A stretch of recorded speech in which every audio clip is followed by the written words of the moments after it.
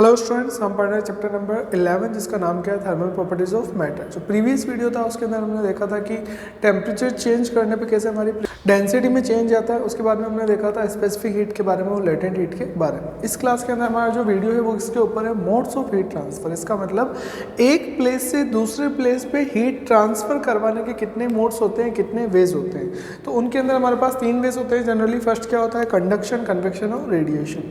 Conduction जो होता है जनरली जो सॉलिड्स होते हैं उसके अंदर जो हीट ट्रांसफर होता है वो होता है कंडक्शन से, और जो लिक्विड्स और जो गैसेस होती है उसके अंदर जो हीट ट्रांसफर होता है वो होता है कन्वेक्शन से।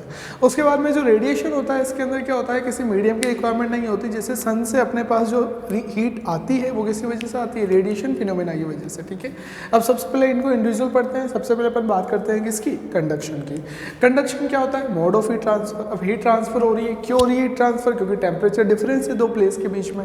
अब यहाँ पे जो हीट ट्रांसफर होता है सॉलिड, तो मतलब जैसे फॉर एग्जाम्पल ये सॉलिड है, तो सॉलिड में एक प्लेस से दूसरी प्लेस पे जो हीट ट्रांसफर हो रही है वो तो होता है हीट ट्रांसफर। लेकिन अब उसमें कंडक्शन का क्या मतलब है, कंडक्शन का मतलब है कि जो हीट ट्रांसफर हो रही है वो हो रही है मॉलिक्यूलर कोलिजन्स की वजह से। मतलब एक प्लेस पे जहाँ पे जो हॉट एंड है, हॉट एंड से कोल्ड एंड पे हीट ट्रांसफर होगी, तो जो हॉट एंड है वहाँ के मॉलिक्यूल क्या करते हैं, वाइब्रेशन ज़्यादा करते हैं। तो वो अपना वाइब्रेशन पास में जो मॉलिक्यूल है, नियर जो नेबर में मॉलिक्यूल है, उनको कोलिजन से उनके ऊपर वाइब्रेट करके बार बार कोलिजन करके अपनी हीट जो है एक प्लेस से दूसरी जगह पे पहुँचाते जाते हैं। कहने का क्या मतलब है, जैसे मान लो कि ये बेस है, बेस के ऊपर मैंने थोड़ी सी फायर लगाई, ये फायर है, ठीक है। अब उसमें अगर मैं एक मेटल की रोड रखता हूँ, किसमें, फायर में, जैसे मान लो ये फायर है, मैंने एक मेटल की रोड उसमें रखी, जैसे ही मैं उसमें रखता हूँ तो होता क्या है, थोड़ी देर बाद मैं क्या देखता हूँ कि मेरे को अपने हाथों पे गर्म फील होने लग जाता है। क्यों, तो हुआ क्या कि वो जहाँ फायर थी वहाँ पे वो वाला एंड था, एंड ए, वो किस में रखा हुआ है, फायर में। तो होता क्या है कि उसके अंदर जो मॉलिक्यूल है वो अपना वाइब्रेट कर रहे हैं जनरली, जो जिसको अपन बोलते हैं इंटरनल एनर्जी, जो टेम्परेचर उसका होगा उसके रिस्पेक्टिव वाइब्रेशन कर रहे हैं। अब जैसे ही आप उसको फायर में रखते हो तो उसको क्या मिल जाती है, हीट एनर्जी मिल जाती है, और उसको हीट एनर्जी मिलती है तो वो क्या करता है, वो जो वाइब्रेशन पहले कम हो रहे थे वो वाइब्रेशन क्या होने लग जाते हैं, वाइब्रेशन का मैग्नीट्यूड का एम्पलीट्यूड ज़्यादा हो जाता है। मतलब वाइब्रेशन पहले थोड़े हो रहे थे तो अब क्या होने लग जाते हैं, ज़्यादा होने लग जाते हैं। अब होगा क्या, अगर पहले ये इतना वाइब्रेशन कर रहा था तो इसके पास वाला जो मॉलिक्यूल है वो भी अपना वाइब्रेशन कर रहा है। अब अगर ये ज़्यादा करेगा तो ये धक्का देगा, कोलाइड करेगा किसको, अपने पास वाले मॉलिक्यूल को, तो वो मॉलिक्यूल भी ज़्यादा वाइब्रेट करेगा, उसको धक्का मिला तो वो भी ज़्यादा वाइब्रेट करेगा, फिर उसके पास वाला, फिर उसके पास वाला। इसका मतलब क्या है कि कंडक्शन के फिनोमिना में एक एंड से दूसरे एंड पे जो हीट पहुंचती है वो पहुंचती किससे, कि मॉलिक्यूलर कोलिजन से, कि मॉलिक्यूल जो वाइब्रेट कर रहे हैं वो आगे से आगे कोलाइड करे जा रहे हैं, वाइब्रेट कर करके वाइब्रेशन का ट्रांसफर हो जाता है कहाँ से, एक एंड से अदर एंड पे। मतलब यहाँ के जो बी एंड पे मॉलिक्यूल है धीरे धीरे उनका भी वाइब्रेशन का मैग्नीट्यूड क्या हो जाता है, ज़्यादा। और वाइब्रेशन ज़्यादा मतलब वही मोशन डायनामिक थ्योरी, वाइब्रेशन ज़्यादा मतलब टेम्परेचर ज़्यादा, मतलब यहाँ पे टेम्परेचर क्या हो जाएगा, ज़्यादा। तो ये जो हीट ट्रांसफर भी क्या है, ये मॉलिक्यूल जो ए पॉइंट पे था, एक ए एंड पे था, ए एंड से बी एंड पे खुद चल के गया क्या, नहीं, उसने बस क्या करा, वाइब्रेट करके अपनी एनर्जी वहां पहुंचाई। तो कंडक्शन के अंदर एक्चुअली जो मैटर होता है उसका फ्लो नहीं होता, ओनली फ्लो किसका होता है, वाइब्रेशन का फ्लो होता है। ठीक है, तो ये जो हीट ट्रांसफर होता है ये जनरली किस में होता है, सॉलिड में। इसलिए हम फायर के अंदर देखते हैं कि एक एंड अगर क्या है, हॉट है, तो धीरे धीरे अपने आप को भी क्या होने लग जाता है, फील हॉट होने लग जाता है। मतलब एनर्जी क्या हो जाती है, ट्रांसफर एक एंड से दूसरे एंड पे, ये हो जाता है कंडक्शन। अब इसके बाद में बात आती है स्टेडी स्टेट की। कंडक्शन के अंदर स्टेडी स्टेट क्या होती है, लेट से ये मैंने यहाँ पे एक रोड ली, उसका एक क्या है हॉट एंड और एक क्या है कोल्ड एंड। ये जो ए एंड है ये क्या है हॉट और ये अदर वाला क्या है कोल्ड। अब मान लो ये हॉट है ये कोल्ड है, तो हॉट से कोल्ड में क्या होगा, हीट का ट्रांसफर होगा, और वही वाइब्रेशन की वजह से हो रहा है, तो ये क्या हो जाता है, कंडक्शन जिसको बोलते हैं। अब स्टेडी स्टेट का क्या मतलब है, अब देखो होता क्या है कि मान लो ये ए जो एंड है ये हॉट है, अब ये हॉट है तो इसके पास वाला पहले कोल्ड था, पहले क्या था, कोल्ड था, पर इसके हॉट होने की वजह से उसमें वाइब्रेशन आते हैं तो वो भी हॉट होता है, फिर वो हॉट होता है तो वो अपने पास वाले को करता है, वो अपने पास वाले को करता है, वो अपने पास वाले को, मतलब धीरे धीरे क्या होता है कि ये जितने भी क्रॉस सेक्शन है, क्रॉस सेक्शन क्या होता है, इसको कट करके साइड में से जो देखते हैं क्या दिखेगा, साइड में से स्क्वायर। ठीक है, तो ये जो क्रॉस सेक्शन है इसके मतलब इसके बीच में जितने भी क्रॉस सेक्शन आ रहे हैं जैसे मिलके ही बन रहा है। मतलब ऐसे मैं समझ सकता हूँ ना कि ये एक प्लेट से मिलके बन रहा है, ये एक प्लेट, ठीक है, प्लेट से प्लेट जोड़ी तो पूरी पूरी रोड बन गई। तो वो जो क्रॉस सेक्शन है होगा क्या कि सबसे पहले ये एंड गर्म होगा, हीट होगा, उसके बाद में वो पास वाले को हीट करेगा, फिर वो पास वाले को हीट करेगा, फिर वो पास वाले को, मतलब जो मान लो यहाँ पे जो क्रॉस सेक्शन है उसको पीछे वाला जब हीट देगा तो पहले वो अपना टेम्परेचर बढ़ाएगा, फिर वो बची हुई एनर्जी को क्या करेगा, आगे ट्रांसफर करेगा। फिर आगे वाला क्या करेगा, उसको जो पीछे से एनर्जी मिली पहले वो अपना टेम्परेचर बढ़ाएगा, फिर आगे वाले को ट्रांसफर करेगा। तो मेरे को क्या करना था, मेरे को हीट यहाँ से यहाँ पहुँचानी थी, मेरे को इनका सबका टेम्परेचर थोड़ी बढ़ाना था। क्या आया समझ में?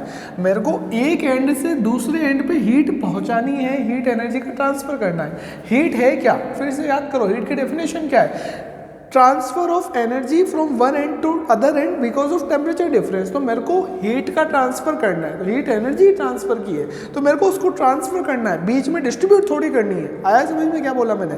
मेरे को हीट का एक प्लेस से दूसरे प्लेस पे ट्रांसफर करना है, बीच में सारे एंड गर्म हो गए तो मेरे को क्या डिस्ट्रीब्यूशन करते हुए थोड़ी चल रहा था क्या मैं? आ रहा है समझ में? ये कहने का मतलब है। और एक और क्या हो जाता है, एक तो ये अपना टेम्परेचर बढ़ाते हैं, दूसरा ये सरफेस गर्म हो जाती है तो यहाँ की जो एयर है वो आके हीट एनर्जी यहाँ से निकाल लेती है। तो जो एयर आके इसकी सरफेस पे आती है और सरफेस गर्म है तो एयर भी गर्म होकर चली जाती है, तो वो कन्वेक्शन के थ्रू आपका क्या हो जाता है, हीट लॉस हो जाता है। तो अब ये दोनों तो क्या हो जाते हैं कि इस वजह से अपना लॉस हो जाता है हीट का, कि यहाँ से जितनी हीट यहाँ ट्रांसफर करनी थी, एक तो वो क्रॉस सेक्शन का टेम्परेचर बढ़ाने के लिए लॉस हो गया और एक सरफेस की वजह से लॉस हो गया। तो फिर अपन क्या करते हैं कि सरफेस के ऊपर थर्मल इंसुलेशन से कवर कर देते हैं। तो अपन क्या एज्यूम करते हैं कि ये जो सरफेस है, सरफेस को आप पूरा कवर कर दो किससे, थर्मल इंसुलेशन से। उस वजह से जो हीट ट्रांसफर बाहर हो रहा है एयर के थ्रू वो नहीं होगा। और अपन क्या मानते हैं कि ये जितने भी क्रॉस सेक्शन है यहाँ पे हीट का लॉस नहीं हो रहा, हीट का लॉस नहीं हो रहा, मतलब इन सबका क्रॉस सेक्शन का टेम्परेचर क्या है, सेम है। बस हीट जो है यहाँ से आपने जितनी ट्रांसफर करी वो डायरेक्ट कहाँ पहुँच गई, आगे से आगे होके बी पे पहुँच गई, बीच में कोई भी एनर्जी का लॉस नहीं हुआ। आया समझ में? और एनर्जी का लॉस जब नहीं होता है, cross section wise direct heat यहाँ से यहाँ पहुँच जाती है, उसी को अपन क्या बोलते हैं, स्टेडी स्टेट। आया समझ में? इसके बाद नेक्स्ट क्या आता है, टेम्परेचर ग्रेडियंट। टेम्परेचर ग्रेडियंट क्या होता है, मान लो ये जो एंड है इसका टेम्परेचर है T1 और ये जो कोल्ड एंड है इसका टेम्परेचर मान लो है T2 और इन दोनों के बीच की जो डिस्टेंस है वो डिस्टेंस मैं एज्यूम कर रहा हूँ कितनी है, x है। तो दोनों में टेम्परेचर डिफरेंस कितना है, T1 माइनस T2, ये टेम्परेचर डिफरेंस है। Higher temperature minus lower temperature with respect to divide कर रहे हैं। तो टेम्परेचर डिफरेंस क्या हो रहा है, जैसे जैसे लेंथ आगे कर रहा हूँ वैसे वैसे क्या हो रहा है, टेम्परेचर डिफरेंस ज़्यादा हो रहा है। कहने का मतलब क्या है, अगर मैं बात करूँ जैसे ये वापस मैंने रोड बनाई, मान लो यहाँ से अपन चल रहे हैं, ये जो है T1 है, ये क्या है T2। अब T1 मान लो ये 70 डिग्री, तो हॉट एंड के जस्ट पास पे टेम्परेचर ज़्यादा ड्रॉप तो होगा नहीं, मतलब अगर ये 70 है तो ये लगभग 65 तो होगा, इसके पास वाला लगभग 60 होगा, इसके पास वाला 50 होगा, इसके पास वाला 40। इसका मतलब क्या है, ये जो टेम्परेचर डिफरेंस है ये ज़्यादा होता जा रहा है। यहाँ पे देखो 70 माइनस 65 कितना होता है, 5, 70 माइनस 60 कितना होता है, 10, और 70 माइनस 40 कितना होता है, 30। मतलब जैसे जैसे मैं आगे चल रहा हूँ वैसे वैसे मेरे टेम्परेचर का डिफरेंस क्या हो रहा है, ज़्यादा। मतलब टेम्परेचर चेंज हो रहा है, टेम्परेचर डिफरेंट हो रहा है, किसके रेस्पेक्ट में, डिस्टेंस के रेस्पेक्ट में। Change in temperature with respect to distance, इसको अपन बोलते हैं टेम्परेचर ग्रेडियंट। क्या बोलते हैं, टेम्परेचर ग्रेडियंट। तो दो चीज़ें अभी अपन ने पढ़ी, पहली क्या है, स्टेडी स्टेट। स्टेडी स्टेट का मतलब क्या है कि बिना क्रॉस सेक्शन को हीट दिए हीट क्या हो रही है, ट्रांसफर हो रही है, मतलब जितने भी क्रॉस सेक्शन है वो सब क्या है, कांस्टेंट टेम्परेचर पे, ठीक है। और उसके बाद में जो हीट लॉस कन्वेक्शन से होता है, मतलब एयर जो हीट लॉस लेके जा रही है, हीट लेके जा रही है सरफेस से, अपन ने उसको इंसुलेटेड कर दिया तो वो हीट लॉस भी नहीं हो रहा। तो ये दो चीज़ें अपन ने पढ़ी। इसके बाद नेक्स्ट क्या आती है, मेन थर्मल कंडक्शन के अंदर थर्मल कंडक्टिविटी। अब थर्मल कंडक्टिविटी क्या होती है, आपके हॉट एंड से जो कोल्ड एंड के ऊपर हीट का ट्रांसफ़र हो रहा है, हॉट एंड मान लो ये एक बॉडी है, ये इसका क्या है, हॉट एंड, और ये क्या है, कोल्ड एंड। तो हॉट एंड से कोल्ड एंड पे हीट का जो ट्रांसफर हो रहा है वो किसके प्रोपोर्शनल होता है और किसके इन्वर्सली प्रोपोर्शनल होता है। मतलब क्या है, किस किस पे डिपेंड करता है और कैसे डिपेंड करता है, ये मेरे को जानना है। सबसे पहली बात क्या है, ये इसका फॉर्मूला बहुत सिंपल, अब इसको समझते हैं, ये बताना क्या चाह रहा है। हीट ट्रांसफर ज़्यादा होगा कब, जब ये ऊपर वाली चीज़ें ज़्यादा होगी, और कम होगा कब, जब ये नीचे वाली चीज़ें कम होगी। ऊपर वाली चीज़ में सबसे पहले क्या आ रहा है, एरिया। इसका मतलब क्या है, अगर आपका ये जो क्रॉस सेक्शन एरिया है, ये जो क्रॉस सेक्शन एरिया है, अगर ये ज़्यादा होता है तो हीट ट्रांसफर भी क्या होगा, ज़्यादा। और अगर ये क्रॉस सेक्शन एरिया कम होता है तो हीट ट्रांसफर भी क्या होगा, कम। क्या मतलब है कहने का, बहुत सिंपल सी बात है, समझना है इस चीज़ को। सबसे पहली बात क्या है, मान लो मैं एक वायर से हीट ट्रांसफर करता हूँ। मान लो ये क्या है, हॉट एंड ए और ये हॉट एंड क्या है, बी, और वायर का क्रॉस सेक्शन एरिया तो क्या है, बहुत कम, तो यहाँ से यहाँ तक जो हीट ट्रांसफर हो पाएगी वो भी क्या होगी, कम। लेकिन अगर मैं एक रोड का यूज़ लेता हूँ, एक रोड का यूज़ लेता हूँ, तो रोड का ये जो एरिया है, ये जो एरिया है रोड का, ये क्या है, ज़्यादा, तो उससे यहाँ से एक एंड से दूसरे एंड पर हीट ट्रांसफर भी क्या हो पाएगी, ज़्यादा। मतलब अगर एरिया ज़्यादा तो हीट ट्रांसफर भी ज़्यादा, और अगर एरिया कम तो हीट ट्रांसफर भी कम। Next, temperature difference. अब वो तो ऑब्वियस सी बात है, दोनों एंड के बीच में अगर टेम्परेचर डिफरेंस ज़्यादा होता है तो हीट का ट्रांसफर भी क्या होगा, ज़्यादा, और टेम्परेचर डिफरेंस ही कम है तो हीट का ट्रांसफर भी क्या होगा, कम। मान लो कि हॉट एंड कोल्ड एंड जो है वो 20 पे है, ठीक है। अगर हॉट एंड 70 पे तो टेम्परेचर डिफरेंस कितना हो गया, 50। लेकिन अगर हॉट एंड 50 पे, ऐसे कर लो, चलो हॉट एंड अगर 40 पे है तो टेम्परेचर डिफरेंस कितना हो गया, 20। अब फर्स्ट वाले केस में क्या हो रहा है, यहाँ पे टेम्परेचर डिफरेंस कितना हो रहा है, 70 माइनस 20 कितना होता है, 50 डिग्री सेल्सियस, और यहाँ पे 40 माइनस 20 कितना हो रहा है, टेम्परेचर डिफरेंस 20 डिग्री सेल्सियस। तो अगर टेम्परेचर डिफरेंस ज़्यादा है तो ज़्यादा हीट ट्रांसफर होगी, और टेम्परेचर डिफरेंस अगर कम है तो कम हीट ट्रांसफर होगी। इसका मतलब क्या है, अगर टेम्परेचर डिफरेंस अगर ज़्यादा है तो हीट ट्रांसफर भी क्या होगा, ज़्यादा, और अगर टेम्परेचर डिफरेंस कम है तो हीट ट्रांसफर भी क्या होगा, कम। जैसे अपन समझ सकते हैं कि मान लो तुमने मिल्क तुमको पीना है, तुमने बॉईल करा, गिलास में उसको लिया, जैसे गिलास में लिया, स्टील की गिलास है सपोज, तो जैसे तुम उसके हाथ लगाते हो तो बहुत गर्म लगता है, हाथ ही नहीं लगानी आता उसको, ठीक है। और जैसे थोड़ी देर बाद मान लो तुम 15-1 मिनट बाद आते हो, जब तक दूध थोड़ा सा क्या हो जाता है, ठंडा हो जाता है, फिर उसको आराम से तुम पकड़ के दूध पी सकते हो।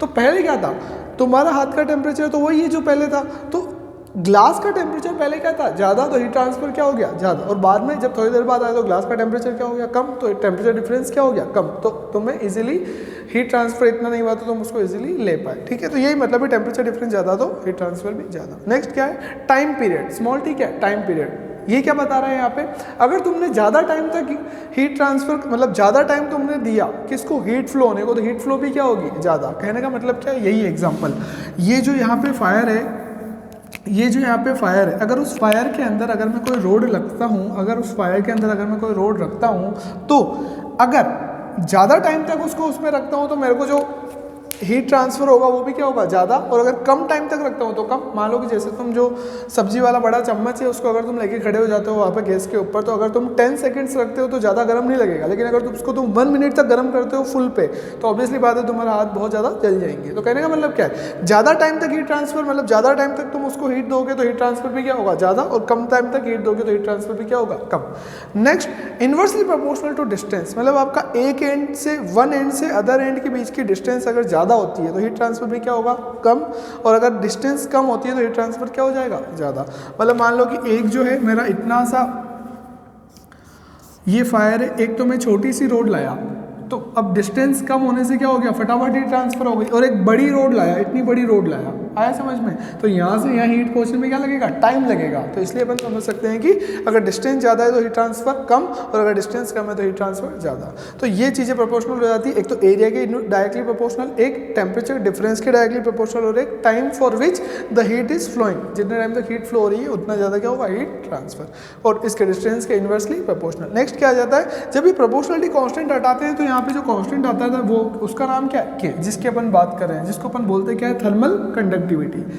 तो यहाँ से थर्मल कंडक्टिविटी क्या बताती है, हर थर्मल कंडक्टिविटी जो आई है बता दी क्या है, इसकी फीलिंग है, बहुत ढंग से समझना है इसकी फीलिंग को। थर्मल कंडक्टिविटी ये बताती है कि सब सब्सटेंस की अपनी अपनी क्या होगी, थर्मल कंडक्टिविटी, जिसकी थर्मल कंडक्टिविटी ज़्यादा है, इसका मतलब क्या है कि उस सब्सटेंस से हीट ट्रांसफ़र ज़्यादा फास्ट हो सकता है, आया समझ में, और जिस सब्सटेंस की थर्मल कंडक्टिविटी कम है उससे हीट ट्रांसफ़र की रेट भी क्या होगी, कम होगी, ये मतलब है। मतलब अगर थर्मल कंडक्टिविटी ज़्यादा तो ज़्यादा हीट ट्रांसफ़र होगा सेम टाइम में, और अगर थर्मल कंडक्टिविटी कम है तो हीट ट्रांसफ़र भी क्या होगा, कम होगा सेम टाइम में, ये कहने का मतलब है। तो अब यहाँ से अगर मैं के की वैल्यू निकालता हूँ तो के की वैल्यू कितनी आ जाती है, यहाँ पे क्यू एक्स उधर चला गया और ये सारे टर्म का आ गए नीचे, तो ये आ जाता है क्या, के। अब यहाँ से अगर ये अपन यूनिट निकाल ले तो क्यू क्या, एनर्जी, एनर्जी की यूनिट क्या होती है, जूल।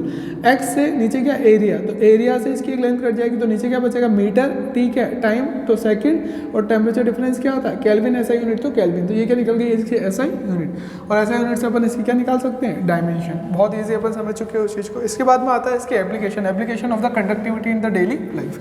फर्स्ट क्या है, सबसे पहली बात, in winter a metallic chair appears colder than the wooden. इसका मतलब क्या है, जैसे ठंड जो है, ठंड के अंदर क्या है कि हम जनरली जब मेटल की चेयर पे बैठते हैं तो हमें काफ़ी ठंड लगती है, जबकि वुडन की चेयर पे बैठते हैं तो इतनी ठंड नहीं लगती। अब जो तो दोनों का टेम्परेचर सेम है, आ रहा है समझ में, सेम टेम्परेचर के बाद भी एक ठंडी लग रही है एक कम लग रही है, इसका मतलब क्या है? इसका मतलब ये है कि मेटल की कंडक्टिविटी क्या होती है? ज़्यादा। तो जैसे ही अपन मेटल के ऊपर बैठते हैं तो वो बहुत ज़्यादा हीट ट्रांसफ़र करता है सेम टाइम। मान लो तुम 5 सेकेंड बैठे इसकी मेटल की चेयर पर और 5 सेकेंड बैठे वुडन की चेयर पर, तो 5 सेकेंड के अंदर मेटल की चेयर तुम्हें जो हीट दे देगी वो क्या होगी? काफ़ी ज़्यादा। या फिर ऐसे भी समझ सकते हैं कि अपन हॉट बॉडी और वो कोल्ड है, तो अब अपनी बॉडी से वो जो हीट ले लेगी वो क्या हो जाएगी? ज़्यादा। और उसी 5 सेकंड में वुडन की चेयर पे जब अपन बैठते हैं तो वुडन की चेयर क्या है कि अपने से जो हीट लेगी वो क्या होगी? कम, क्योंकि उसकी कंडक्टिविटी कम है। आया समझ में? तो कंडक्टिविटी क्या बताती है कि rate of heat transfer. Conductivity ज़्यादा मतलब हीट ट्रांसफर जल्दी होगा, ज़्यादा होगा, और अगर कंडक्टिविटी कम तो हीट ट्रांसफर स्लो होगा, कम होगा। ये कहने का मतलब है। नेक्स्ट क्या है? Cooking utensils are provided with wooden handle. मतलब जैसे जो तवा होता है जिस पे रोटी बनाते हैं तो उसका जो हैंडल होता है वो वुडन का होता है। क्यों? क्योंकि वुडन क्या होता है? बेड कंडक्टर, उसकी कंडक्टिविटी क्या होती है? कम, और उस वजह से जो तवा जो गर्म है वो हीट उस वहाँ तक वुडन तक नहीं पहुँच पाती, तो अपने को गर्मी नहीं लगती और अपन इजीली उसको होल्ड कर सकते हैं। Next, new quilt are warmer than the old. मतलब जो रजाई कंबल जो ओढ़ते हैं अपन उसकी बात है। क्विल्ट मतलब क्या होता है? कंबल रजाई जो ओढ़ते हैं अपन सर्दियों में। तो न्यू क्विल्ट में क्या होता है कि उसमें काफ़ी एयर के पोर्स होते हैं, जब लाते हैं तो एयर के होल्स काफ़ी होते हैं। एयर क्या होती है? बेड कंडक्टर होती है, तो वो हीट का ट्रांसफर नहीं होने देती अपनी बॉडी से बाहर सराउंडिंग में, तो अपन को ठंड नहीं लगती। लेकिन जब वो पुरानी हो जाती है तो उसमें क्या आ जाती है? Dust particle. तो पहले एयर थी, अब क्या आ गया उसमें? डस्ट पार्टिकल क्या होते हैं? एयर से तो ज़्यादा कंडक्ट करते हैं हीट को, तो उस वजह से अपनी हीट कहाँ चली जाती है? बाहर, तो अपने को क्या लगती है? ठंड। इसलिए अपन उसको क्या करते हैं कि जो गर्मी है इसमें सर्दी से जस्ट पहले उसको धूप में रखा जाता है ताकि एक तो बैक्टीरिया निकल जाए, और उसके बाद में उसको अपन नीचे लाने से पहले एक बार थोड़ा डंडे से पीटते हैं गद्दों वगैरह को। क्या रीज़न है उसका? कि उसको पीटने से डस्ट निकल जाती है, तो डस्ट निकल जाएगी तो वहाँ पे क्या आ जाएगी? एयर, और एयर आ जाएगी तो अपन को ठंड नहीं लगेगी, इसलिए वो करना चाहिए। Next, birds swell their feathers in the winter. अब होता क्या है? बर्ड्स क्या करती है? बर्ड्स को जब ठंड लगती है विंटर में तो अपने जो फीदर होते हैं, उनके पंख होते हैं, उनको फैला लेती है। क्या होता है फैलाने से? उनके बीच में क्या जाता है फैलाने से? एयर, और एयर क्या होती है? बेड कंडक्टर, तो उनको ठंड नहीं लगती है। ठीक है, तो ये अपन ने पढ़ा किसके बारे में? कंडक्शन के बारे में। इसके बाद में नेक्स्ट फिनोमेना अपना आता है कन्वेक्शन। अब कंडक्शन अपन ने पढ़ा कि कंडक्शन में क्या था? मॉलिक्यूलर कोलिजन हो रहा था, वाइब्रेशन हो रहे थे, उस वजह से एक प्लेस से दूसरे प्लेस पे क्या पहुंची? हीट, लेकिन मॉलिक्यूल जो थे वो अपनी जगह पे ही थे। लेकिन कन्वेक्शन में क्या होता है कि एक प्लेस से दूसरे प्लेस पे जो हीट ट्रांसफर होता है वो मॉलिक्यूल खुद मोशन करके जाके और हीट ट्रांसफर करते हैं। आया समझ में? फिर से, कंडक्शन में मॉलिक्यूल अपनी जगह पे ही वाइब्रेट कर रहा है और वाइब्रेशन से हीट पहुंचा रहा है, लेकिन कन्वेक्शन में मॉलिक्यूल खुद से मोशन करके जाएगा और हीट ट्रांसफर करके आएगा। ये कहने का मतलब है। तो तुम ऐसे समझ सकते हो कि जैसे मान लो ये प्लेस है, यहाँ पे बहुत सारे पर्सन हैं, ये ए, ये बी, ये सी, ये डी, नंबर डाल देते हैं। चलो 1 2 3 4। मान लो 1 पर्सन के पास क्या है? कोई पैकेट है, अब उसको पहुंचाना है 4 पर्सन तक। तो कंडक्शन में क्या होता है कि वो 1 ने किसको दिया? 2 को, 2 ने 3 को, 3 ने 4 को, तो एक प्लेस से दूसरे प्लेस पे क्या पहुंच गया? वो पैकेट पहुंच गया। यहाँ पे अपनी कंडक्शन में क्या पहुंचती है? हीट एनर्जी पहुंचती है, हीट का ट्रांसफर होता है। अब इसको अपन ये किस में होता है? हीट ट्रांसफर ये जो हुआ, ये वाली जो फॉर्म है ये कौन सी है? कि एक ने दूसरे को दे दिया, दूसरे के तीसरे को आगे से आगे पहुंचाया, ये क्या था? कंडक्शन। कन्वेक्शन में क्या होता है कि ये पर्सन फर्स्ट जो पर्सन है ये खुद चल के जाता है कहाँ पे? 4 के पास, और फिर उसको देता है। तो ये जो प्रोसेस है इसी को अपन क्या बोलते हैं? इसी फिनोमेना को क्या बोलते हैं? कन्वेक्शन। कि उसमें मॉलिक्यूल खुद जा रहा है। खुद कैसे जा रहा है इस चीज़ को समझना है अपन को।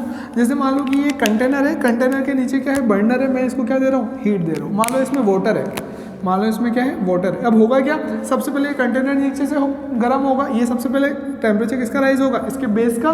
कौन सी प्रोसेस है? बेस जो राइज होता है मेटल, ये तो सॉलिड का है ना, बेस तो सॉलिड का है, तो ये किससे राइज हो जाता है? इसका टेम्परेचर कंडक्शन से। उसके बाद ये जो पास में लेयर्स है, लेयर्स मतलब सबसे नीचे जो बेस में फ्लूइड है किसमें? रेस्ट में, नंबर 1।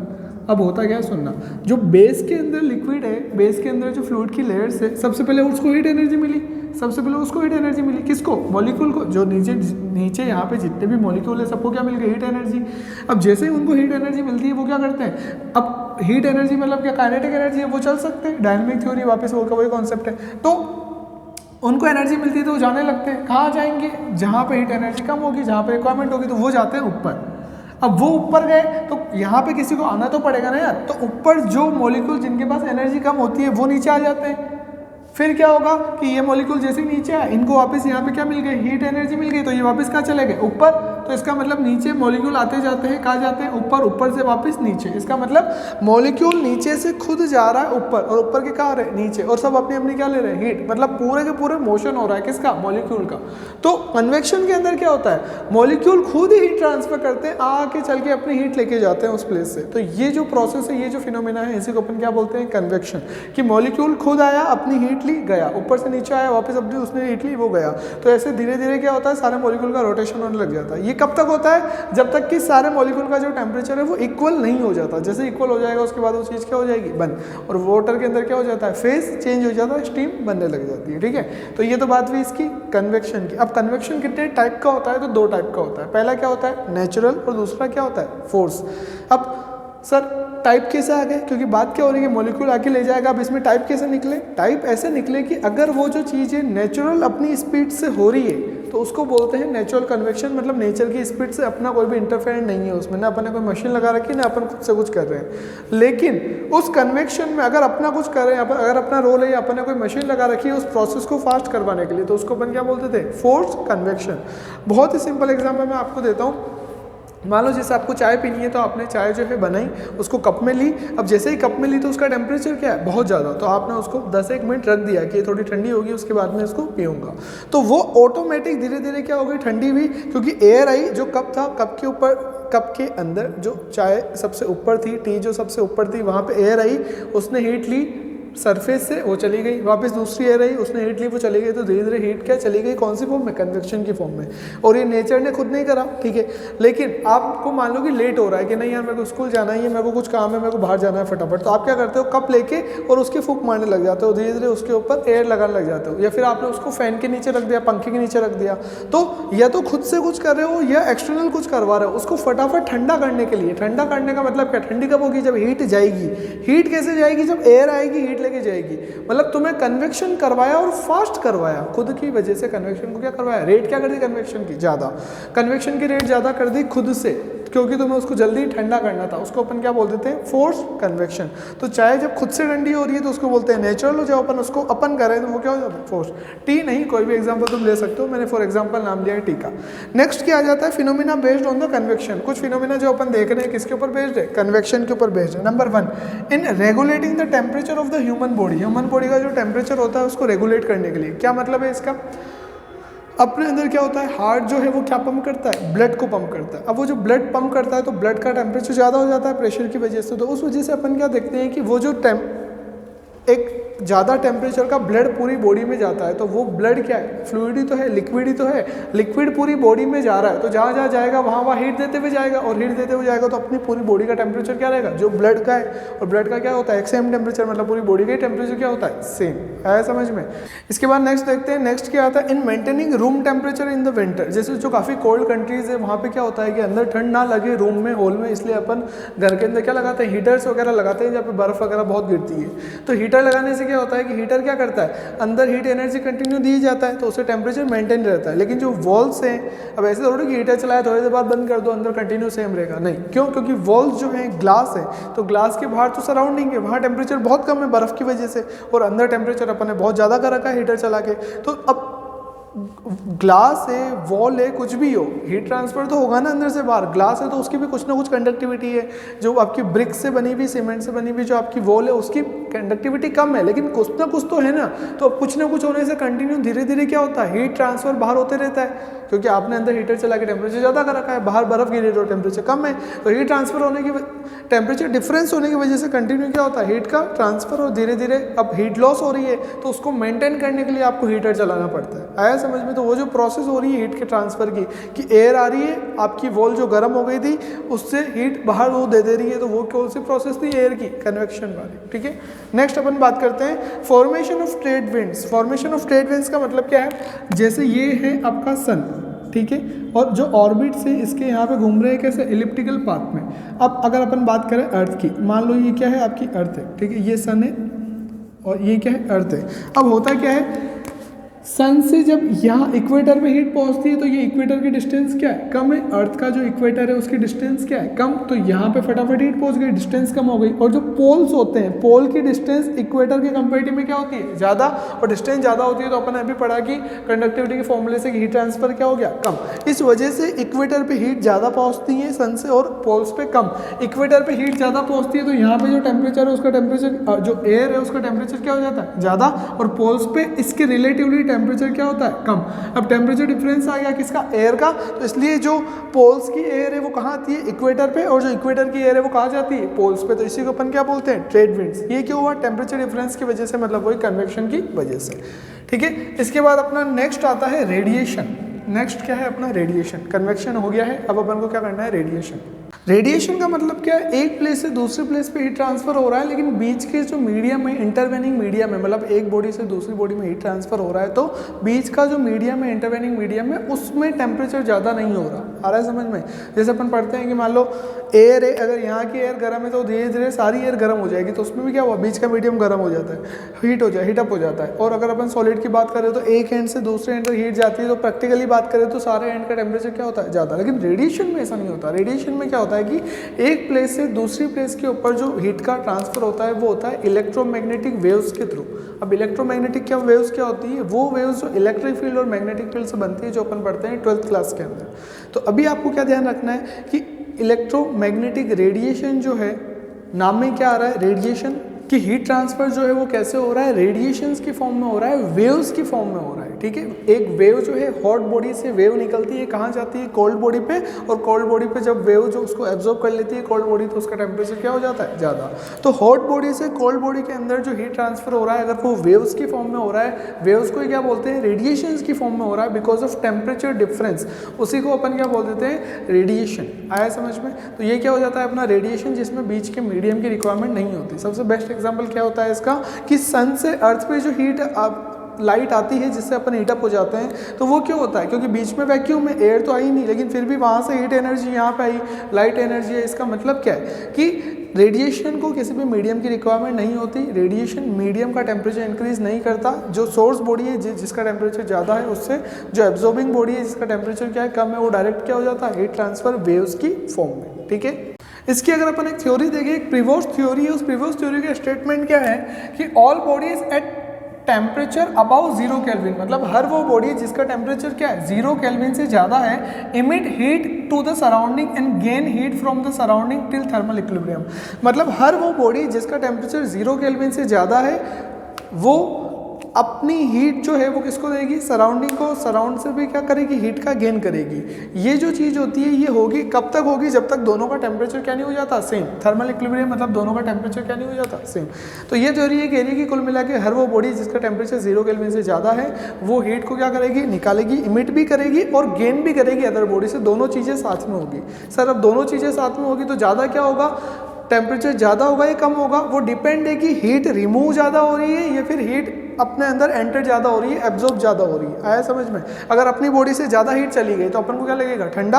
और अपनी बॉडी से कम हीट गई और अपन को ज़्यादा हीट मिल गई तो अपन को क्या लगेगा, गर्म लगेगा, अपना टेम्परेचर ज़्यादा हो जाएगा।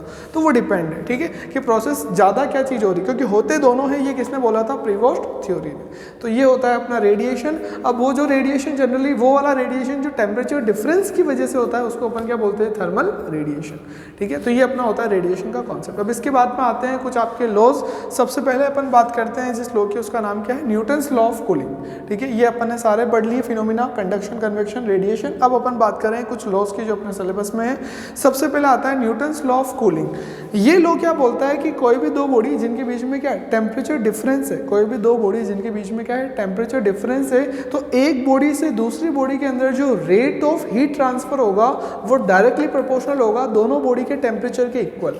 फिर से सुनना मैंने क्या बोला, एक बॉडी से दूसरी बॉडी में जो हीट का ट्रांसफर होगा, किसकी वजह से, टेम्परेचर डिफरेंस की वजह से, वो जो हीट ट्रांसफर है वो प्रोपोर्शनल होगा टेम्परेचर डिफरेंस के। और बहुत ढंग से देखो, रेट ऑफ हीट लॉस मतलब एक बॉडी से दूसरी बॉडी में हीट का ट्रांसफर प्रोपोर्शनल होगा, किसके प्रोपोर्शनल होगा, टेम्परेचर डिफरेंस के, मतलब दोनों बॉडी में टेम्परेचर डिफरेंस के।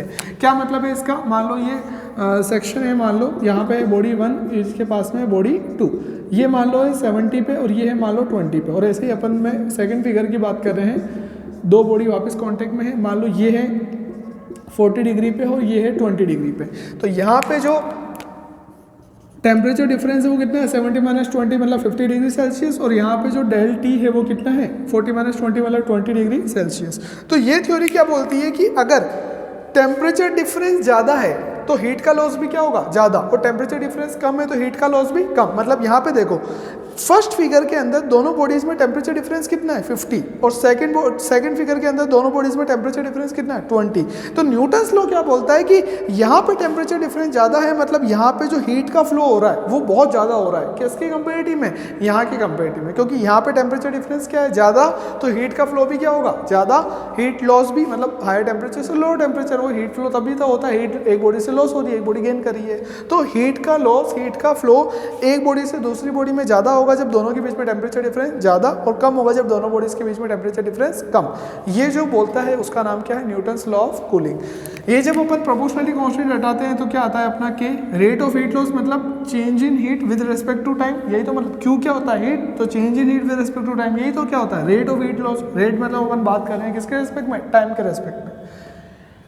T - T0 क्या है, टेम्परेचर डिफरेंस, दो बॉडी के बीच में टेम्परेचर डिफरेंस, ठीक है। K क्या है यहाँ पे कांस्टेंट, और यहाँ पे एक इक्वेशन तो अपने को ये मिल गई हीट की, एक इक्वेशन अपन को ऑलरेडी पता है किससे, स्पेसिफिक हीट का जो फॉर्मूला होता है ये वाला, इसको अगर मैं टाइम के रेस्पेक्ट में डिवाइड कर दूँ तो क्या हो जाएगा, ये भी dt और डिवाइड बाय dt। ये भी इक्वेशन किसकी हो गई हीट की, ये भी किसकी हो गई रेट ऑफ हीट ट्रांसफर, दोनों हो गई। दोनों को जब अपन इक्वेट करते हैं और इंटीग्रेट करते हैं तो अपने पास फाइनल फॉर्मूला आता है, रिलेशन आता है किसका, टेम्परेचर का, कि किसी भी इंस्टेंट के ऊपर जो टेम्परेचर होगा वो इनिशियल टेम्परेचर प्लस ये सी ई की पावर माइनस के टी, जो कि क्या है कांस्टेंट है। तो सी क्या है स्पेसिफिक हीट और के क्या है यहाँ पे कांस्टेंट, ठीक है। तो अब ये जब अपन ग्राफ बनाते हैं किसका, चेंज इन टेम्परेचर का, किसके रेस्पेक्ट में, टाइम के रेस्पेक्ट में, मतलब दो बॉडीज, सुनना मेरी बात को, दो बॉडीज जिनका क्या है कुछ ना कुछ टेम्परेचर है, दो बॉडीज जिनका कुछ ना कुछ टेम्परेचर है, मतलब मान लो इसका टेम्परेचर कितना है, इनिशियली इसका है 70 और इसका कितना है 20 डिग्री सेल्सियस।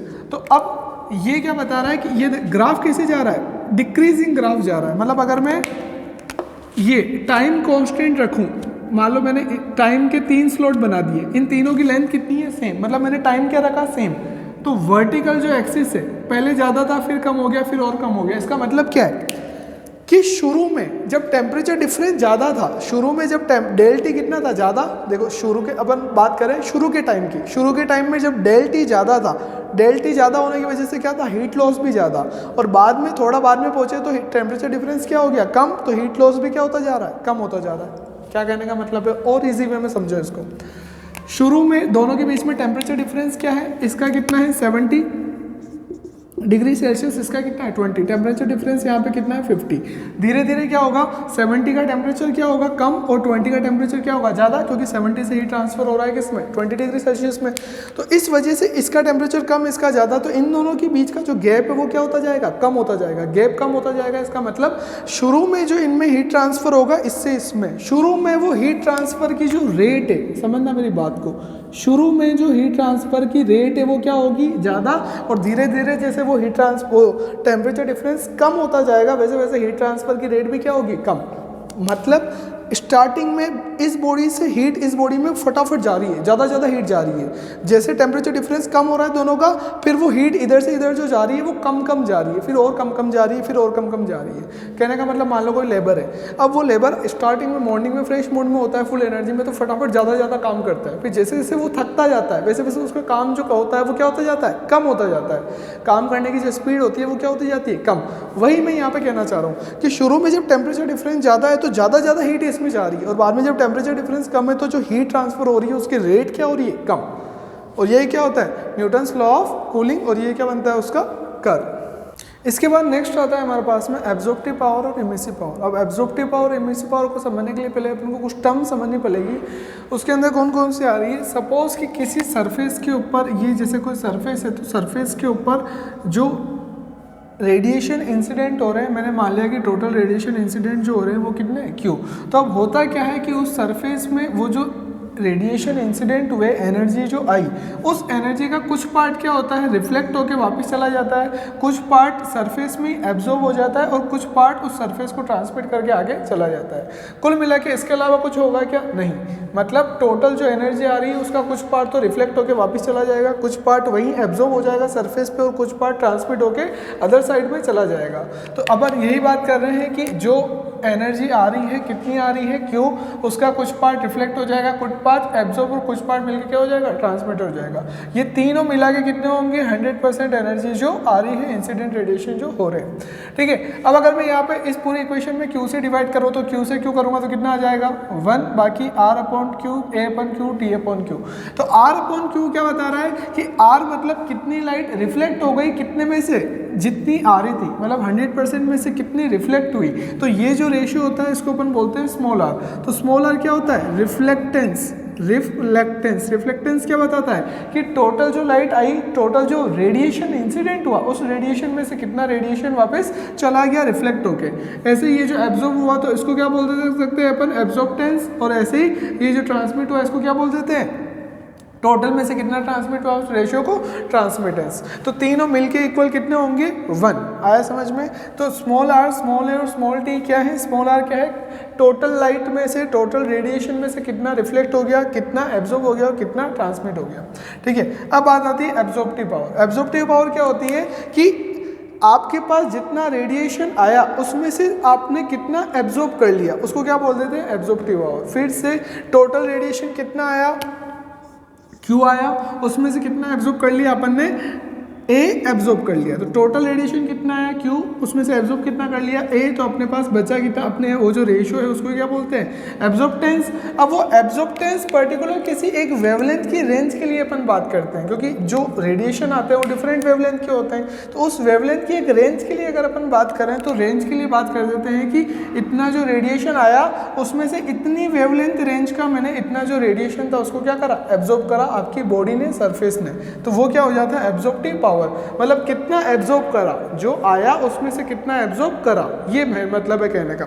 उसके बाद क्या आता है, इमिसिव पावर। अब इमिसिव पावर का क्या मतलब है, इमिसिव पावर का मतलब है कि इमिट करना। इमिसिव मतलब इमिट करना, कि आपने कितना आप इमिट कर रहे हो, कितना इमिट कर रहे हो, मतलब वो कितना आप ट्रांसमिट करके अपने अंदर से बाहर निकाल रहे हो। तो इमिट करने का मतलब क्या है कि कितनी आपकी इमिटिव पावर हो जाएगी, मतलब एक टेम्परेचर पे एक वेवलेंथ रेंज के अंदर आप कितनी जो रेडिएशन है वो इमिट कर रहे हो। मतलब जो एक बॉडी है, जैसे ये एक बॉडी है, अब ये बॉडी अपने अंदर से कितने रेडिएशन बाहर निकाल रही है उसी को क्या बोल देते हैं, उसकी इमिट पावर, इमिटिंग पावर। और इसको ऐसे समझ सकते हैं कि पर्टिकुलर एक वेवलेंथ रेंज का, क्योंकि वेवलेंथ तो बहुत सारी रेंज होती है। जैसे वेवलेंथ का मतलब क्या है, ये मैंने ये एक वेवलेंथ बनाई, ये एक वेवलेंथ बनाई, ठीक है। अब ये वेवलेंथ यही खत्म हो गई, ये यहाँ खत्म हो रही है, आ रहा है समझ में। अब ये एक वेवलेंथ बने तो ये क्या खत्म हो रही है, यहाँ खत्म हो रही है। तो इन तीनों में ये जो डिफरेंस है, ये जो लेंथ होती है, इसको क्या बोलते हैं, वेवलेंथ। तो वेवलेंथ तो किसी भी रेंज की हो सकती है। तो अपन एक पर्टिकुलर रेंज की बात करें तो इसलिए मैंने यहाँ पे भी क्या लगाया, लैम्डा, और यहाँ पे भी क्या लगाया, लैम्डा। मतलब एब्जॉर्प्टिव पावर भी क्या बात कर रहे हैं कि जितना रेडिएशन आया उसमें से एक वेवलेंथ की रेंज में आप कितना एब्जॉर्ब कर पाए, वो क्या, एब्जॉर्प्टिव पावर। और आपने कितना रेडिएशन अपने आप में से इमिट करा, बाहर निकाला एक पर्टिकुलर रेंज की वेवलेंथ का, उसको अपन क्या बोल देते हैं, इमिसिव पावर। मतलब कितना रेडिएशन में बाहर निकाल सकता हूँ। नेक्स्ट, इसके बाद आती है इमिसिविटी। इमिसिविटी क्या होता है, अपन कंपेयर कर रहे हैं बॉडी की इमिसिव पावर को एक परफेक्ट बॉडी से। बॉडी की इमिसिव पावर क्या हो जाती है, ई। अभी अपन ने देखा इमिसिव पावर किससे रिप्रेजेंट करें अपन यहाँ पे, ई लैम्डा से। तो बॉडी की जो इमिसिव पावर है वो कितनी हो जाती है, ई। अगर मैं उसको एक परफेक्ट बॉडी से कंपेयर करूँ, परफेक्ट बॉडी क्या हो जाएगी, वो बॉडी जो कि सारे के सारे रेडिएशन निकाल रही है। फिर से इमिसिव पावर एक बॉडी की कितनी होती है कि वो अपने में से कितनी रेंज के वेवलेंथ की रेडिएशन बाहर निकाल रही है, कितनी वेव की रेंजेस बाहर निकाल रही है। पर परफेक्ट बॉडी क्या हो जाती है, परफेक्ट बॉडी वो जो कि सारे रेडिएशन बाहर निकाल रही है, सारे रेडिएशन बाहर निकाल रही है, सारे रेडिएशन इमिट कर रही है, तो उसको क्या बोल देते हैं, परफेक्ट बॉडी। और वो जो परफेक्ट बॉडी से अपन कंपेयर करते हैं, वो जो रेशियो होता है उसको बोलते हैं इमिसिविटी। इमिसिविटी क्या होता है कि इमिटिव पावर का रेशियो, इमिसिव जो पावर होती है, इमिसिव पावर का रेशियो, मतलब आप अपनी बॉडी की इमिसिव पावर को कंपेयर कर रहे हो किससे, परफेक्ट बॉडी से। तो अपनी इमिसिव पावर को परफेक्ट बॉडी से कंपेयर करते हैं तो वो जो रेशियो होता है उसी को अपन क्या बोलते हैं, इमिसिविटी। और वो जो परफेक्ट बॉडी होती है जो कि सारे रेडिएशन इमिट कर रहे हैं उसको अपन क्या बोल देते हैं, ब्लैक बॉडी। तो ब्लैक बॉडी क्या हो जाता है, जनरली अपन ब्लैक बॉडी को कैसे समझ सकते हैं, जिसको परफेक्ट बॉडी बोलते हैं इमिसिव के टर्म्स में। तो ब्लैक बॉडी का कॉन्सेप्ट क्या होता है, ब्लैक बॉडी का कॉन्सेप्ट ये है कि वो बॉडी जिसके ऊपर जब रेडिएशन आ रहे हैं तो वो कुछ भी वापस रिफ्लेक्ट नहीं कर रही, कुछ भी उसमें से ट्रांसमिट नहीं कर रही, सबका सब क्या कर ले रही है, एब्जॉर्ब। फिर से सुनना मैंने क्या बोला, ब्लैक बॉडी का मतलब ये नहीं कि ब्लैक कलर कर दिया। ब्लैक बॉडी का मतलब क्या है, वो बॉडी जिसके ऊपर जब रेडिएशंस इंसिडेंट होते हैं, वेव्स इंसिडेंट होती है, तो वो सारा का सारा रेडिएशन क्या कर लेती है, एब्जॉर्ब कर लेती है, कुछ भी ना तो ट्रांसमिट करती है ना ही रिफ्लेक्ट करती है। उस बॉडी को अपन बोलते हैं ब्लैक बॉडी। नेचर में ऐसी बॉडी एग्जिस्ट कर सकती है क्या, नहीं एग्जिस्ट कर सकती, प्रैक्टिकली ऐसी कोई भी बॉडी नहीं होती है। तो अपन उसके क्लोज अप्रोक्सीमेशन की बात करें कि लैम्प ब्लैक को कोट कर दे किसी भी सरफेस पे, जो लैम्प ब्लैक होता है उसको अगर कोटिंग कर दे किसी सरफेस के ऊपर, लेयर बना दे, तो वो जो होता है वो 95 से 97% तक एब्जॉर्प्शन कर लेता है कलर लाइट का। तो उसको अपन लगभग परफेक्ट ब्लैक बॉडी के टर्म्स में काउंट कर सकते हैं समझने के लिए। तो फिर से एब्जॉर्प्टिव पावर मतलब मेरे ऊपर जितना रेडिएशन आया उतने में से मैंने कितने को एब्जॉर्ब कर लिया, नंबर 1। नेक्स्ट इमिसिव पावर मतलब मैं कितना रेडिएशन इमिट कर सकता हूँ एक वेवलेंथ की रेंज में, उसको बोलते हैं इमिसिव पावर। नेक्स्ट इमिसिविटी मतलब मैं अब जो जितना रेडिएशन मैं बाहर निकाल सकता हूँ, इमिट कर सकता हूँ, उसको मैं कंपेयर कर रहा हूँ एक परफेक्ट बॉडी से। परफेक्ट बॉडी क्या है, जो सारा का सारा रेडिएशन निकालती है। सारा का सारा रेडिएशन मतलब क्या, सारी वेवलेंथ का रेडिएशन, जितनी भी वेवलेंथ, जितनी भी टाइप की वेव्स निकल सकती है उन सब वेव्स का, ठीक है। तो जो अपने रेडिएशन को अपन परफेक्ट ब्लैक बॉडी के रेडिएशन की इमिटिंग पावर से कंपेयर करते हैं, उस रेशियो क्या बोलते हैं, इमिसिविटी। और वो जो परफेक्ट बॉडी होती है जो सारा का सारा रेडिएशन मतलब सारी की सारी एनर्जी रेडिएट करती है, उसको अपन बोलते हैं ब्लैक बॉडी, ठीक है। तो ये तो बात हो जाती है ब्लैक बॉडी तक के कॉन्सेप्ट की। इसके बाद अपना नेक्स्ट आता है स्टीफन बोल्ट्जमैन लॉ। क्या होता है Stefan Boltzmann law? Stefan Boltzmann law का मतलब होता है कि टोटल हीट एनर्जी रेडिएट, ई क्या है, टोटल हीट एनर्जी रेडिएट। अब ई अपन ने यहाँ पे ई किसके लिए बात करी, परफेक्ट ब्लैक बॉडी की इमिसिव पावर, वही अपन बात कर रहे हैं कि परफेक्ट ब्लैक बॉडी जो है, तो ब्लैक बॉडी की इमिसिव पावर मतलब ब्लैक बॉडी जितनी एनर्जी बाहर निकालेगी, ब्लैक बॉडी जितनी एनर्जी बाहर अपने में से रेडिएट करेगी, वो प्रोपोर्शनल होगा, किसके प्रोपोर्शनल होगा, उसके टेम्परेचर की 4th पावर के। फिर से किसी भी रेट जो ब्लैक बॉडी है, उस ब्लैक बॉडी से जितना रेडिएशन इमिट होगा per unit time per unit area, जितना रेडिएशन इमिट होगा वो प्रोपोर्शनल होगा उसके टेम्परेचर की 4th पावर के। वो जब कांस्टेंट हटाते हैं तो वो कांस्टेंट क्या आता है, सिग्मा। प्रोपोर्शनलिटी कांस्टेंट कितना आता है, सिग्मा, जिसका नाम क्या है, स्टीफन बोल्ट्जमैन कांस्टेंट, और जिसकी वैल्यू होती है कितनी, 5.67 × 10⁻⁸ तो ये हो जाता है क्या, सिग्मा। और ये क्या हो जाता है, स्टीफन बोल्ट्जमैन लॉ कि इमिसिव पावर जो होती है किसी बॉडी के, या फिर हीट एनर्जी रेडिएटेड जो होता है per unit time per unit area किसी भी ब्लैक बॉडी के लिए, वो उसके टेम्परेचर की 4th पावर के क्या होता है, प्रोपोर्शनल, ठीक है। अब यहाँ पे अपन बात करें ब्लैक बॉडी के लिए कि अब ब्लैक बॉडी क्या है कि जो इमिट कर रही है, ठीक है, और वो एब्जॉर्ब भी तो सब कुछ कर लेती है। तो माना कि उसने कुछ एब्जॉर्ब करा, मतलब कुछ ना कुछ अमाउंट उसने एब्जॉर्ब करा, और उसके बाद उसने क्या कर दिया, इमिट कर दिया। तो टोटल इमिट क्या करा उसने, तो लॉस हो गया, क्योंकि कुछ एब्जॉर्ब भी कर लिया उसने। आया समझ में? क्योंकि जैसे मैंने बोला था कि प्रीवियस थ्योरी क्या बोलती है कि हर बॉडी हीट एनर्जी निकालती भी है, रेडिएशन निकालती भी है और रेडिएशन लेती भी है। तो यहाँ पे अपन बात किसकी कर रहे हैं, इमिट होने की। यहाँ पे अपन बात कर रहे हैं इमिट होने की, और कुछ वो बॉडी इमिट तो कर ही रही है, लेकिन हर बॉडी एब्जॉर्ब भी तो करती है। अब एब्जॉर्ब कर रही है तो मैंने मान लिया कि एब्जॉर्ब करने से जो उसकी एनर्जी आई वो कितनी आ रही है, T⁻⁴, और मैंने जो इमिट करा वो कितना है, T⁻⁴। तो जो लॉस हो गया वो क्या हो गया, टेम्परेचर डिफरेंस जो है उनका 10 to इसकी T⁻⁴ का, ठीक है। तो ये क्या है, परफेक्ट ब्लैक बॉडी के लिए। लेकिन जनरली सारी बॉडी ब्लैक बॉडी तो होती नहीं है परफेक्ट बॉडी, तो अब कुछ ना कुछ उनकी क्या होती है, अब बॉडी ब्लैक बॉडी तो नहीं होती है, तो उनकी क्या होती है, इमिसिव पावर, जिसको अपन किसके टर्म्स में बात करते हैं, इमिसिविटी के टर्म्स में। तो इसलिए अपन वहाँ पर अगर अपन मल्टीप्लाई करते हैं जनरल बॉडी के लिए किससे, एप्सिलॉन से। फिर से सुनना, स्टीफन बोल्ट्जमैन लॉ क्या बोलता है, कोई भी जो बॉडी है, परफेक्ट ब्लैक बॉडी है, वो परफेक्ट ब्लैक बॉडी जो रेडिएशन इमिट करेगी वो किसके प्रोपोर्शनल होगा, टेम्परेचर, उसका जो टेम्परेचर है, एब्सोल्यूट टेम्परेचर सरफेस का, उसकी 4th पावर के। और वो जो कांस्टेंट आता है उसको बोलते हैं स्टीफन बोल्ट्जमैन कांस्टेंट, सिग्मा। लेकिन हर बॉडी, प्रीवियस थ्योरी क्या बोलती है कि हर बॉडी जो रेडिएशन इमिट करती है वो एब्जॉर्ब भी तो करती है। तो फिर इमिट करना क्या हो गया, कम हो गया ना, मतलब मैं बाहर भी निकाल रहा हूँ, मैं वापस ले भी रहा हूँ, तो बाहर निकाल रहा हूँ वो क्या हो गया, कम, क्योंकि मैं ले भी रहा हूँ वापस कुछ अमाउंट। तो इसलिए वो जो चेंज होता है, ये फाइनल फॉर्मूला हो जाता है किसके लिए, ब्लैक बॉडी के लिए। लेकिन सारी बॉडी ब्लैक बॉडी नहीं होती है, तो इमिसिविटी से क्या करते हैं, मल्टीप्लाई। इसके बाद में क्या आता है, विन्स डिस्प्लेसमेंट लॉ। अब विन्स डिस्प्लेसमेंट लॉ क्या बताता है, देखो एक चीज़ समझो, मान लो एक बॉडी है, एक बॉडी है जिसका टेम्परेचर मैंने मान लिया है T। अब इसके टेम्परेचर होने की वजह से मान लिया कोई हाई टेम्परेचर है T, ठीक है। अब इस टेम्परेचर की वजह से इससे क्या निकलते हैं, रेडिएशन, मतलब वेव्स बाहर निकलती है। वेव्स की क्या होती है, अलग अलग फ्रीक्वेंसी और वेवलेंथ होती है। क्या मतलब है मेरे कहने का, जैसे मैंने यहाँ पे एक वेव बनाई, ये एक वेव है, ठीक है, ये वेव नंबर 1 मतलब फर्स्ट सोर्स मान लो इसको, ये सेकंड सोर्स, और इसके बाद में ये जो मैं अब बना रहा हूँ ये क्या है, थर्ड सोर्स। इसका क्या मतलब है, तीनों में जो टाइम लगा वो क्या लगा, सेम। मतलब ये मान लो कि t = 1 सेकेंड की मैं बात कर रहा हूँ। 1 सेकेंड में इसने कितनी वेव बनाई, इसने एक वेव बनाई तो 1 वेव बनाई। इसने कितनी वेव बनाई, इसने 2 वेव बनाई तो इसने 2 वेव बनाई। और इसने 1 2 3 4, इसने कितनी बनाई, 4 वेव। अब यूनिट टाइम में जो ज़्यादा वेव बनाता है उसको अपन क्या बोल देते हैं, फ्रीक्वेंसी। मतलब number of wave produce per unit time क्या होता है, फ्रीक्वेंसी। यहाँ 1 सेकंड में 1 वेव बनी, यहाँ पे 2 बनी और यहाँ पे 4 बनी। मतलब सबसे ज़्यादा फ्रीक्वेंसी किसकी है, जिसने ज़्यादा वेव बनाई। किसने बनाई, थर्ड नंबर के सोर्स ने। ये जैसे 1 है, ये 2, ये 3, तो थर्ड नंबर के सोर्स ने ज़्यादा वेव बनाई तो फ्रीक्वेंसी ज़्यादा किसकी, इसकी, क्योंकि इसने 4 वेव बनाई। तो ये तो बात होती है किसकी, फ्रीक्वेंसी की। अब वेवलेंथ की बात करें तो ये क्या होती है, वेवलेंथ, तो ये वेवलेंथ है। अब इस यहाँ पे एक ही वेव बनी, इसका मतलब यहाँ पे फ्रीक्वेंसी को न्यू से रिप्रेजेंट करते हैं, ये रिप्रेजेंटेशन है। यहाँ पे फ्रीक्वेंसी तो क्या है, कम, और वेव की जो लेंथ है, वेव की लेंथ क्या है, ज़्यादा। तो यहाँ पे फ्रीक्वेंसी क्या है, सबसे कम, और वेवलेंथ जो है यहाँ पे क्या है, सबसे ज़्यादा। अब अगर मैं अदर बात करूँ, यहाँ पे देखो, यहाँ पे वेव कितनी बन रही है, 2, तो यहाँ पे फ्रीक्वेंसी क्या है, 2, मतलब फ्रीक्वेंसी जो है वो तो कितनी है, 2 है, मतलब फ्रीक्वेंसी तो क्या है, ज़्यादा। लेकिन वेवलेंथ यहाँ पे पहले इतनी थी, अब आधी रह गई, मतलब कम हो गई। तो वेवलेंथ क्या हो गई, पहले से कम हो गई।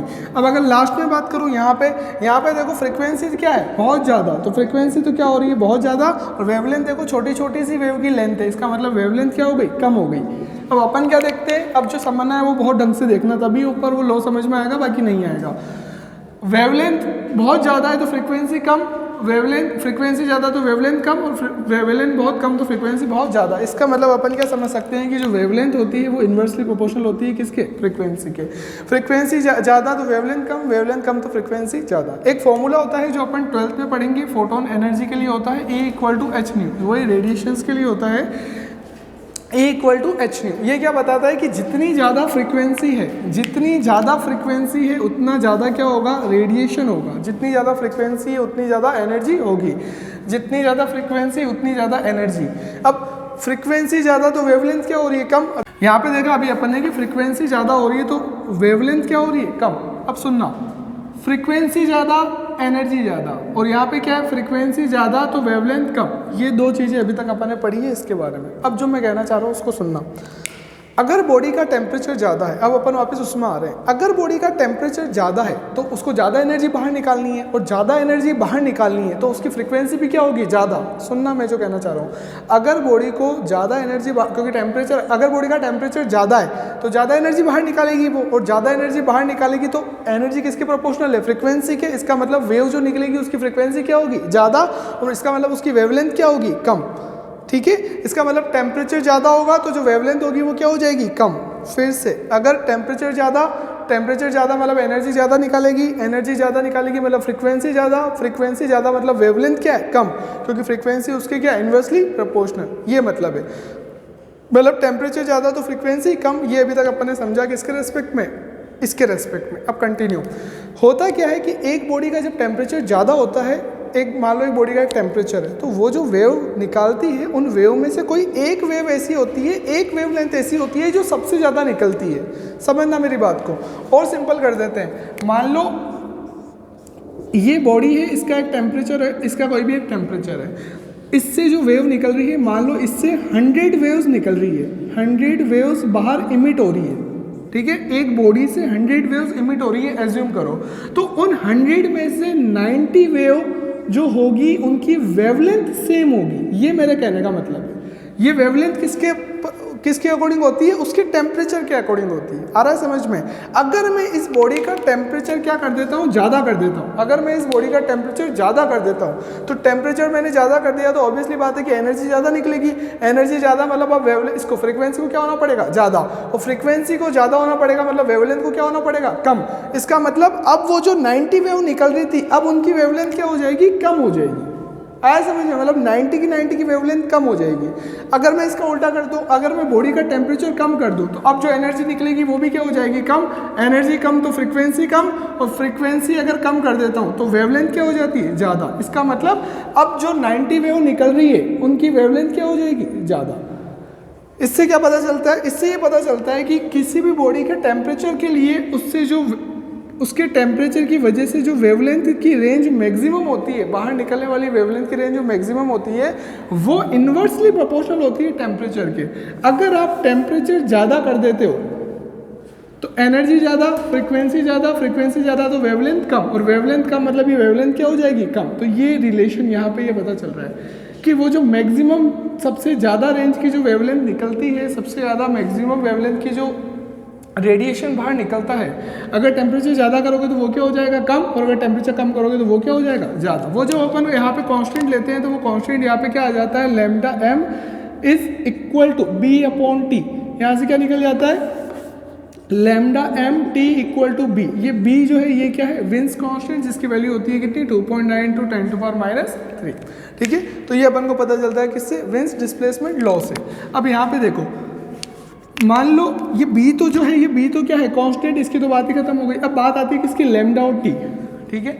अगर मेरे को एक चीज़ पता है तो दूसरी पता लगा सकता हूँ, क्योंकि बाकी सब तो कांस्टेंट है। तीन ही तो चीज़, एक पता है, दो में से एक पता है तो दूसरा ही पता है, क्योंकि सब कांस्टेंट है। नेक्स्ट, अगर मेरे को किसी भी बॉडी से आती हुई वेवलेंथ पता चल जाती है तो मैं उस बॉडी का क्या पता लगा सकता हूँ, टेम्परेचर पता लगा सकता हूँ। फिर से सुनना मैंने क्या बोला, अगर किसी बॉडी से आती हुई वेवलेंथ पता चल जाती है तो मैं उस बॉडी का टेम्परेचर पता लगा सकता हूँ। यही कॉन्सेप्ट अपन काम में लेते हैं अदर जो प्लैनेट्स होते हैं, जो मून है या फिर अदर जो प्लैनेट्स हैं उनका, या फिर जो सन है, वहाँ से जो रेडिएशन आ रहे हैं अपन क्या लेते हैं, लैम्डा मैक्सिमम ले लेते हैं। और वो लैम्डा अगर अपन को रेडिएशन का, अब रेडिएशन आ रहे हैं तो लैम्डा पता चल ही जाएगा, वेवलेंथ पता चल जाएगी वेव की, क्योंकि वेव आ रही है तो वेवलेंथ तो पता लगा सकते हैं अपन। और लैम्डा अगर अपन को पता है तो उस बॉडी का, उस प्लेनेट का, उसका अपन क्या पता लगा सकते हैं, टेम्परेचर। तो इसलिए अपन अर्थ पे रहते हुए ही बाहर से जो रेडिएशन आ रहे हैं उस रेडिएशन की वेवलेंथ की वजह से अपन क्या निकाल सकते हैं उन बॉडीज का टेम्परेचर, ठीक है। Thank you.